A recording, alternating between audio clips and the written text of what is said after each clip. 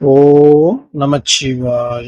வணக்கம் நண்பர்களே, உங்கள் ஜோதிடர் தர்மராஜன். இன்று நாம் காண இருக்கும் தலைப்பு எதை பற்றி என்றால் 2025ஆம் ஆண்டு செப்டம்பர் மாத ராசி பலன்கள் வரிசையிலே காலபுருஷ தத்துவப்படி 6வது ராசியான கன்னி ராசியை பற்றி இப்ப விரிவா பார்க்கலாம். அதற்கு முன்னாடி நம்ம சேனலை இப்பதான் நீங்க முதல் முறையா பாக்குறீங்க அப்படின்னா நம்ம சேனலை சப்ஸ்கிரைப் பண்ணுங்க, கூடவே பெல் பட்டனையும் அழுத்துங்க. அப்பதான் நான் போடுற ஒவ்வொரு வீடியோவும் உங்களுக்கு உடனுக்குடனா வரும். வாங்க வீடியோக்குள்ள போகலாம். பொதுவா இந்த செப்டம்பர் மாசத்தை பொறுத்த வரைக்கும் கன்னி ராசிக்கு கிரகநிலை அமைப்புகள் எப்படி இருக்கு அப்படின்னு சொல்லிட்டு ஃபர்ஸ்ட் அதை பார்த்தலாம். செவ்வாயை பொறுத்த வரைக்கும் இந்த மாதத்துடைய 13 நாட்கள் ஜென்ம ராசியில இருக்கிறாப்ல. 13ஆம் தேதிக்கு பிறகு குடும்பஸ்தானம் 2ஆம் பாவகத்துக்கு போறாப்ல. 6ஆம் பாவகத்துல ராகு இருக்கிறாப்ல. 12ஆம் பாவகத்துல கேது இருக்கிறாப்ல. 7ஆம் பாவகத்துல சனீஸ்வரர் வக்ர நிலையில இருக்கிறாப்ல. தொழில் ஸ்தானம் 10ஆம் பாவகத்துல குரு இருக்கிறாப்ல. லாபஸ்தானத்துல சுக்கிரனை பொறுத்த வரைக்கும் 15ஆம் தேதி வரையும் இருக்கிறாரு. 15ஆம் தேதிக்கு பிறகு விரயஸ்தானம் 12ஆம் இடத்துக்கு வராப்ல. விரயஸ்தானத்துல சூரியனை பொறுத்த வரைக்கும் அங்க 17ஆம் தேதி வரையும் ஆட்சி வீட்டுல வலுவா இருக்கிறாப்ல. 17ஆம் தேதிக்கு பிறகு ஜென்ம ராசிக்கு வராப்ல. புதனை பொறுத்த வரைக்கும் 15ஆம் தேதி வரையும் விரயஸ்தானத்துல இருக்கிறாப்ல. 15ஆம் தேதிக்கு பிறகு ஜென்ம ராசியில ஆட்சி உச்சம் பெறக்கூடிய நிலையில வலுவா இருக்கிறாரு ராசிநாதன் புதன். இதுதான் இந்த மாதத்திற்கான கிரக நிலை அமைப்புகள். அப்படி இருக்கும் பொழுது இந்த மாதத்தை பொறுத்த வரைக்கும் உங்களுக்கு எந்த மாதிரியான பலன்கள் ஏற்படும் அப்படின்னு கேட்டீங்கன்னா, இந்த மாதத்துல உங்களுக்கு நற்பலன்கள் அதிகமா ஏற்படுறதுக்கு அதிக வாய்ப்புகள் உருவாகும். பொதுவா ராசிநாதன் புதனை பொறுத்த வரைக்கும் விரயஸ்தானம் 12ஆம் இடத்துல 15 நாட்கள் இருக்கிறாப்ல, கேது கூட சேர்க்கையில. அதன் பிறகு ஜென்ம ராசிக்கு வராப்ல. புதன் கேது சேர்க்கை அப்படிங்கிறது இந்த மாதத்துல உருவாகுது. உங்களுடைய சுய ஜாதகத்துல புதன் கேது சேர்க்கை இருந்துச்சு அப்படின்னா பேப்பர் பேனா ஒர்க்கு, ரிஜிஸ்டர் ஒர்க்கு, ஒப்பந்தங்கள் மூலமான கையெழுத்து ஒர்க்ல கவனமா இருங்க. ஒரு இடத்த வாங்க போறேன், இல்ல நான் விற்க போறேன், இல்ல நான் ரெஜிஸ்டர் பண்ண போறேன், இல்ல நான் பட்டா மாத்த போறேன் அப்படிங்கிற மாதிரி ஏதாவது உங்களுக்கு வேலை இருந்துச்சுன்னா இந்த மாதத்தை பொறுத்த வரைக்கும் 15ஆம் தேதி வரையும் அதை வெயிட் பண்றது கொஞ்சம் நல்லது. 15ஆம் தேதிக்கு பிறகு புதனை பொறுத்த வரைக்கும் ஜென்ம ராசியில ஆட்சி உச்சம் பெறக்கூடிய நிலையில இருக்கிறதால அது சார்ந்த விஷயத்துல பாத்தீங்கன்னா நீங்க முயற்சி பண்ணீங்கன்னா உங்களுக்கு வெற்றி பெறத்துக்கு நிறைய வாய்ப்புகள் உருவாகும்.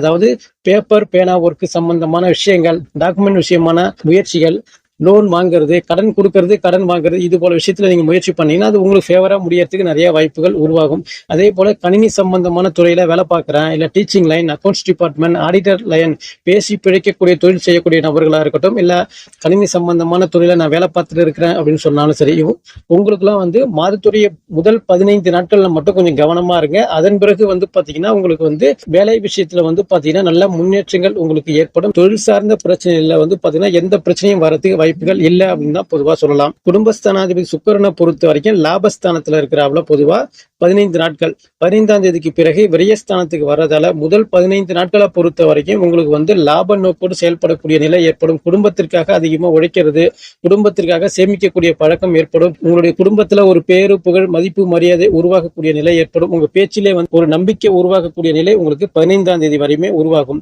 இந்த மாதத்துல முதல் 15 நாட்களை பொறுத்த வரைக்கும் சேமிக்கக்கூடிய பழக்கம் உங்களுக்கு ஏற்படும். நல்ல லாபங்கள் வர்றது, வருமானங்கள் உருவாகக்கூடிய நிலை ஏற்படும்.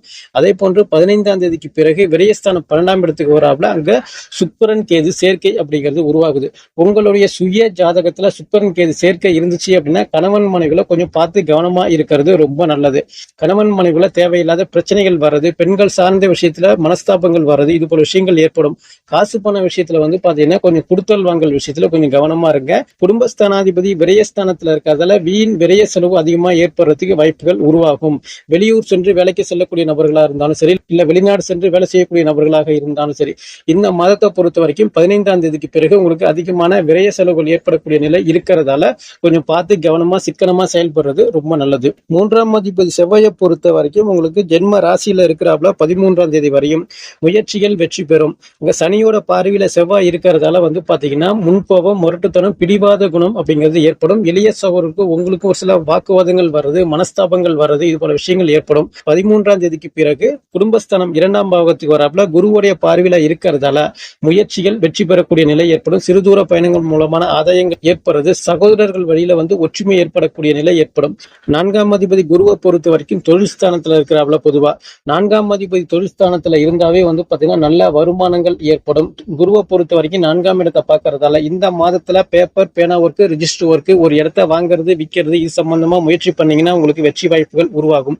அதாவது நான் ரொம்ப நாளா நான் வாடகை வீட்டுல தான் இருக்கிறேன், சொந்த வீடு பக்கம் நான் எப்பதான் போறது அப்படின்னு முயற்சி பண்ணீங்கன்னா இந்த மாதத்தை பொறுத்த வரைக்கும் 15ஆம் தேதிக்கு பிறகு முயற்சி பண்ணீங்கன்னா சொந்த வீடு கட்டுறதோ இல்ல சொந்த வீடு வாங்கக்கூடிய அமைப்பு உங்களுக்கு சிறப்பான முறையில இருக்கு. வண்டி, வாகனங்கள், தோட்டம், துறவு, அசைய சொத்துக்கள், யோகம், இது மாதிரியான சுகபோக வாழ்க்கையை நோக்கி செயல்படக்கூடிய நிலை உங்களுக்கு சிறப்பான முறையில இருக்கு. 5ஆம் அதிபதி 6ஆம் அதிபதி சனீஸ்வரரை பொறுத்த வரைக்கும் 7ஆம் இடத்துல வக்ர நிலையில இருக்கிறாப்ல, ராசியை பொதுவா பாக்குறாப்ல. அப்படி இருக்கும்பொழுது குழந்தைகளால முன்னேற்றங்கள், குழந்தைகளால பேரு புகழ் உருவாகக்கூடிய நிலை ஏற்படும். காதல் வெற்றி பெறக்கூடிய நிலை ஏற்படும். திருமணம் ஆகாத நபர்களுக்கு இந்த மாதத்துல கொஞ்சம் கூடுதல் முயற்சி பண்ணா திருமணம் கைகூட வரக்கூடிய நிலையும் உங்களுக்கு சிறப்பான முறையில இருக்கு. 6ஆம் அதிபதியை பொறுத்த வரைக்கும் 7ஆம் இடத்துல இருக்கிறாப்ல சனீஸ்வரர், 6ஆம் இடத்துல ராகு இருக்கிறாப்ல, குரு பார்வையில இருக்கிறதால வம்பு வழக்கு, கோர்ட்டு கேசு, பஞ்சாயத்து, அசிங்கம், அவமானம், இது போல விஷயங்கள் இந்த மாதத்துல பெருசா உங்களுக்கு வர்றதுக்கு வாய்ப்புகள் இல்ல. உங்களுடைய சுய ஜாதகத்துல சனீஸ்வரர் வக்ரமா இருந்துச்சு அப்படின்னாவே இந்த மாதத்தை பொறுத்த வரைக்கும் உங்களுக்கு பாசிட்டிவா ஏற்படும். கடன் பிரச்சனைகள் குறையும், வம்பு வழக்குகள் அப்படிங்கிறது குறையும். பூர்வீக சம்பந்தமான விஷயங்கள் ஏதாவது பிரச்சனையில போயிட்டு இருக்கு அப்படின்னா இந்த மாதத்துல உங்களுக்கு குறையறதுக்கு வாய்ப்புகள் உருவாகும்.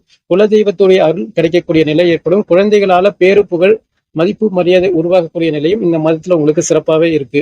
7ஆம் அதிபதி 10ஆம் இடத்துல இருந்துச்சுன்னா நண்பர்களால முன்னேற்றங்கள் ஏற்படுறது, வாழ்க்கை துணையால நல்ல வருமானங்கள் ஏற்படக்கூடிய நிலை ஏற்படும். கூட்டு தொழில் செய்யக்கூடிய நிலை ஏற்படும். கூட்டு தொழில இருந்து வந்த பிரச்சனைகள் அப்படிங்கிறது கொஞ்சம் கொஞ்சமா விலகி செல்லக்கூடிய நிலை ஏற்படும். கணவன் மனைவி ஒற்றுமை ஏற்படுறது, கணவன் மனைவியால நல்ல வருமானங்கள், ஆதாயங்கள் ஏற்படக்கூடிய நிலை உங்களுக்கு சிறப்பாக ஏற்படும். வேலையில இருந்து வந்த பிரச்சனைகள் பொதுவா இந்த மாதத்துல குறையும்.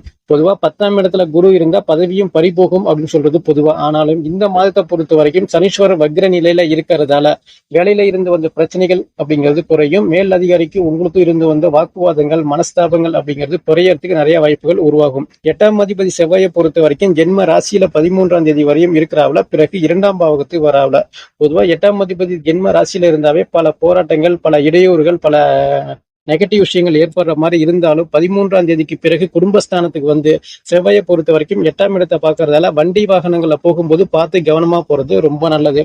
அதே போல திடீர் லாபம், திடீர் அதிர்ஷ்டம், பணப்புழக்கம், இது போல விஷயங்கள் உங்களுக்கு இந்த மாதத்துல கொஞ்சம் வர்றதுக்கு வாய்ப்புகள் உருவாகும். கொடுத்த காசு வரல, வாங்கின காசை திருப்பி கொடுக்க முடியாத சூழ்நிலை ஏற்பட்டாலும் இந்த மாதத்துல வந்து பாத்தீங்கன்னா அந்த ரொம்ப நாள் பிரச்சனைகள் முடிவுக்கு வரக்கூடிய நிலை ஏற்படும். அதாவது போலீஸ் ஸ்டேஷனா இருக்கட்டும், இல்ல கோர்ட்டு கேஸா இருக்கட்டும், இது மாதிரியான பிரச்சனைகள்ல நீங்க வந்து அலைஞ்சிட்டே இருக்கீங்க அப்படின்னா இந்த மாதத்துல உங்களுக்கு சாதகமான சூழ்நிலையில உங்களுக்கு தீர்வுகள் கிடைக்கும். ஏன்னா 8ஆம் அதிபதி செவ்வாயை பொறுத்த வரைக்கும் குடும்பஸ்தானத்துல இருந்தாலும் குருவுடைய பார்வையில இருக்கிறதால அது உங்களுக்கு சாதகமான சூழ்நிலை ஏற்படுறதுக்கு வாய்ப்புகள் உருவாகும். பொன்பொருள் சேர்க்கை அப்படிங்கிறது உருவாகிறதுக்கு அதிகமா வாய்ப்புகள் உங்களுக்கு இருக்கு. 9ஆம் அதிபதி சுக்கிரனை பொறுத்த வரைக்கும் லாபஸ்தானத்துல 15 நாட்கள் இருக்கிறதால பாக்கியஸ்தானம் சிறப்பா உங்களுக்கு இருக்கு. தந்தைக்கும் உங்களுக்கும் இருந்து வந்த மனஸ்தாபங்கள் அப்படிங்கிறது குறைந்து தந்தை மூலமான ஆதாயங்கள் ஏற்படக்கூடிய நிலை உங்களுக்கு சிறப்பான முறையில இருக்கு. கணவன் மனைவி ஒற்றுமை அப்படிங்கிறது சிறப்பா உங்களுக்கு ஏற்படும். குலதெய்வத்துடைய அருள் கிடைக்கிறதுக்கு நிறைய வாய்ப்புகள் உருவாகும். பூர்வீக சம்பந்தமான பிரச்சனைகள் அப்படிங்கிறது கொஞ்சம் குறையறதுக்கு வாய்ப்புகள் உருவாகும். இருந்தாலும் உங்களுடைய சுய ஜாதகத்துல சூரியன் கேது சேர்க்கை இருந்துச்சு அப்படின்னா இந்த மாதத்துல கொஞ்சம் கவனமா இருங்க.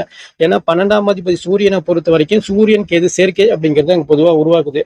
அந்த மாதிரி சூரியன் கேது சேர்க்கை இருந்தாவே பூர்வீக சொத்து பிரச்சனை, பூர்வீக இட பிரச்சனை, அங்காளி பங்காளி பிரச்சனை, தந்தை மகன் உறவு நிலையில விரிசல் ஏற்படுறது, இந்த மாதிரியான பிரச்சனைகள் ஏற்படுறதுக்கு வாய்ப்புகள் உருவாகும்.